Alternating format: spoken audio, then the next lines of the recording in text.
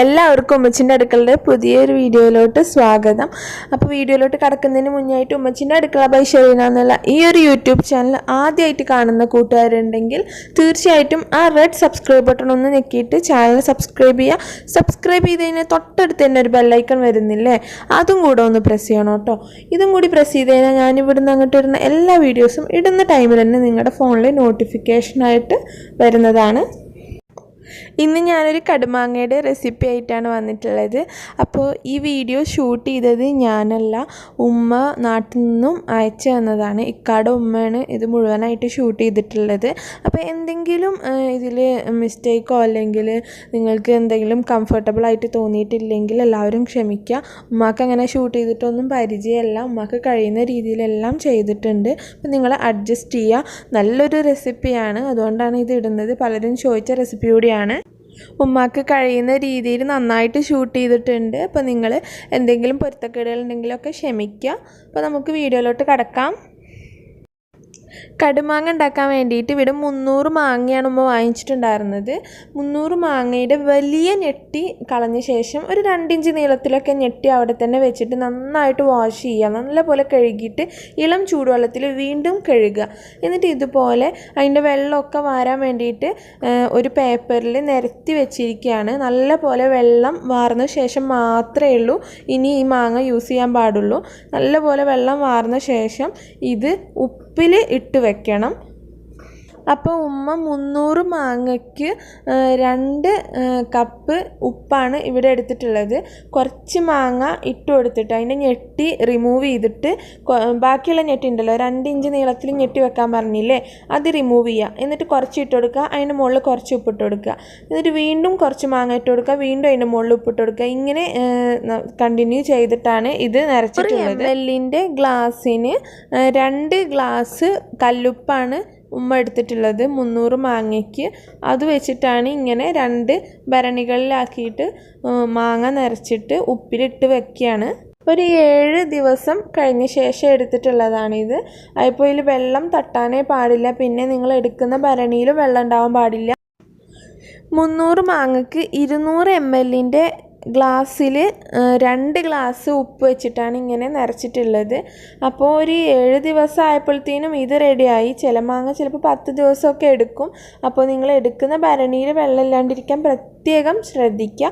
ശേഷം ഇതിൽ കുറച്ച് ഉപ്പ് വെള്ളം നമ്മൾ അച്ചാർ ഇടുമ്പോൾ, അതായത് കടുമാങ്ങയുടെ അച്ചാറിൻ്റെ മസാല ഉണ്ടാക്കുമ്പോൾ അതിലേക്ക് ആവശ്യമാണ്.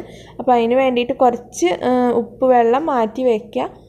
ഇങ്ങനെ അരിച്ചിട്ട് തന്നെ മാറ്റി വയ്ക്കുക. എന്നിട്ട് ബാക്കിയുള്ള മാങ്ങയെല്ലാം കൂടി ഒരു അരിപ്പയിലോട്ട് ഉമ്മ മാറ്റിയാണ്. ഇതിൻ്റെ വെള്ളവും മാങ്ങയും കൂടെ സെപ്പറേറ്റ് ആക്കിയിട്ടുണ്ട്. അച്ചാർ ഉണ്ടാക്കാൻ വേണ്ടിയിട്ട് വേറൊരു ബൗളിലോട്ട് കടുക് പൊടിച്ചത് ചേർക്കുകയാണ്. ഇതുപോലെ 2 ഗ്ലാസ് കടുക് പൊടിച്ചതാണ് ചേർക്കുന്നത്. അതായത് 250 ഗ്രാം കടുകാണ് എടുത്തിട്ടുള്ളത്. ആ കടുക് നല്ലപോലെ കഴുകി ഉണക്കി പൊടിച്ചിട്ടുള്ള പൊടിയാണ്.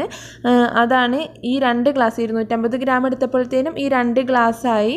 അതിലോട്ട് തന്നെ മുളക് പൊടി 2 ഗ്ലാസ് ചേർത്ത് കൊടുക്കാം. ഈ 250 ഗ്രാം സെയിം 250 ഗ്രാം മുളക് പൊടി, അതായത് നമ്മുടെ കാശ്മീരി ചില്ലി പൗഡർ ഉണ്ടല്ലോ, അതാണിത്. വീട്ടിൽ തന്നെ ഉണക്കി പൊടിച്ച പൊടിയാണ്, പിരിയമുളക് പൊടി ഉണക്കി പൊടിച്ച പൊടിയാണ്. ഇതിലോട്ട് 2.5 ടീസ്പൂൺ കായപ്പൊടി ചേർത്ത് കൊടുക്കാം. അതുപോലെ തന്നെ 2 ടീസ്പൂൺ ഉലുവപ്പൊടിയും ചേർത്ത് കൊടുക്കാം. ഇതെല്ലാം ഉണക്കി പൊടിച്ചിട്ടുള്ള പൊടിയാണ്, വറുത്തിട്ടൊന്നുമില്ല കേട്ടോ.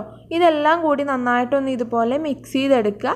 ശേഷം ഇതിലോട്ട് നേരത്തെ മാറ്റി വെച്ചിട്ടുള്ള ആ ഉപ്പ് വെള്ളം ഉണ്ടല്ലോ, അത് ഒഴിച്ചു കൊടുത്തിട്ട് ഈ മസാലയൊന്ന് നീരാക്കി എടുക്കണം. ഒന്ന് അത്യാവശ്യം ഒരു കുറുക്കത്തിന് ഒന്ന് ലൂസാക്കി എടുക്കുക.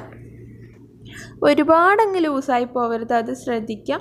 ഇതിൽ കാണുന്ന ഏകദേശം നിങ്ങളുടെ ഒരു ഊഹത്തിന് ചെയ്യുക. ഈ ഒരു കൺസിസ്റ്റൻസിയിൽ നിർത്തുക. ഇതിലോട്ട് ഇനി മാങ്ങ ഇട്ട് കൊടുക്കാം. അപ്പോൾ നിങ്ങൾക്ക് ഡൗട്ട് ഉണ്ടാവും എന്തിനാണ് ഇത്രയും കടുക് ചേർക്കുന്നതെന്നുള്ളത്. അപ്പോൾ ഇത്രയും കടുക് ചേർത്താലേ ഉള്ളൂ കറക്റ്റ് പെർഫെക്റ്റ് ആയിട്ടുള്ള കടുമാങ്ങ കിട്ടത്തുള്ളൂ. നല്ല പോലെ പഴകിയ ശേഷം മാത്രം എടുക്കുക, എങ്കിൽ നല്ല ടേസ്റ്റ് കിട്ടുള്ളൂ. അപ്പോൾ ഇത് മിക്സ് ചെയ്യുമ്പോൾ ഒരു 2 ടേബിൾ സ്പൂൺ നല്ലെണ്ണ കൂടി ചേർത്താൽ പൂപ്പലൊന്നും വരില്ല. അപ്പോൾ ഇതുപോലെ നന്നായിട്ട് ഇതൊന്ന് മിക്സ് ചെയ്തെടുക്കുക. ഇനി നെക്സ്റ്റ് സ്റ്റെപ്പ് ഭരണിയിലോട്ട് ആക്കുക എന്നുള്ളതാണ്. ഭരണി നല്ല പോലെ കഴുകിയ ശേഷം നന്നായിട്ട് തുടയ്ക്കുക. വെള്ളമെല്ലാം തുടച്ച ശേഷം ഇതിലോട്ട് ഈ കടുമാങ്ങ ചേർത്ത് കൊടുക്കാം. അപ്പോൾ ഉമ്മ നല്ല ക്ലീനാക്കി എല്ലാം റെഡിയാക്കിയിട്ടുണ്ട്. ഇനി ഇതിൻ്റെ മുകളിൽ നല്ലെണ്ണ പൊതിഞ്ഞ തുണി വെച്ച് കൊടുക്കാം. കുറച്ച് നല്ലെണ്ണയിൽ ഒരു ചെറിയൊരു തുണി ഒന്ന് മുക്കിയിട്ട് അത് വെച്ച് കൊടുത്തു കഴിഞ്ഞാൽ പൂപ്പലൊക്കെ ഇല്ലാതിരിക്കാൻ വളരെയധികം ഉപകാരപ്പെടും. അതിൻ്റെ മുകളിൽ ഇതുപോലെ വെച്ച് കൊടുക്കുക.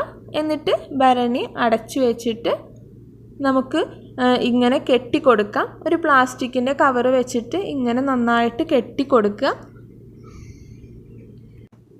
മിനിമം ഇതൊരു 4 മാസമെങ്കിലും അടച്ചു വെച്ചതിന് ശേഷം മാത്രം യൂസ് ചെയ്യുക. എങ്കിലേ ഉള്ളൂ നല്ല പെർഫെക്റ്റ് ടേസ്റ്റ് കിട്ടുള്ളൂ. ആ കടുകൊക്കെ ആ എണ്ണയിലും ആ മാങ്ങയിലൊക്കെ കിടന്ന് നന്നായിട്ട് അതിൻ്റെ ആ ഒരു ഫ്ലേവറൊക്കെ മാറി നല്ല ടേസ്റ്റ് കിട്ടണമെങ്കിൽ അത്യാവശ്യം വെക്കുക തന്നെ വേണം. പിന്നെ ഉമ്മ അത് കയ്യിൽ പിടിച്ചിട്ടൊക്കെയാണ് ഷൂട്ട് ചെയ്തിട്ടുള്ളത്. അപ്പോൾ അതിൻ്റെ ചെറിയതായിട്ടുള്ള മിസ്റ്റേക്സൊക്കെ ഉണ്ടാവും. അപ്പോൾ നിങ്ങൾ ക്ഷമിക്കുക.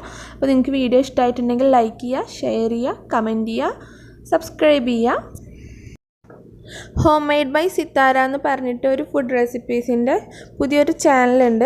എൻ്റെ ഒരു വ്യൂവറാണ് എന്നോട് ഇങ്ങനെ വീഡിയോയിൽ ഇടുമെന്ന് പറഞ്ഞിട്ടുണ്ടായിരുന്നു. അപ്പോൾ നിങ്ങളെല്ലാവരും പോയി കണ്ടിട്ട് ഇഷ്ടമായിട്ടുണ്ടെങ്കിൽ എല്ലാവരും സബ്സ്ക്രൈബ് ചെയ്ത് സപ്പോർട്ട് ചെയ്യുക. മറ്റൊരു വീഡിയോ ആയിട്ട് കാണാം ഇൻഷാ അല്ലാഹ്. Thank you.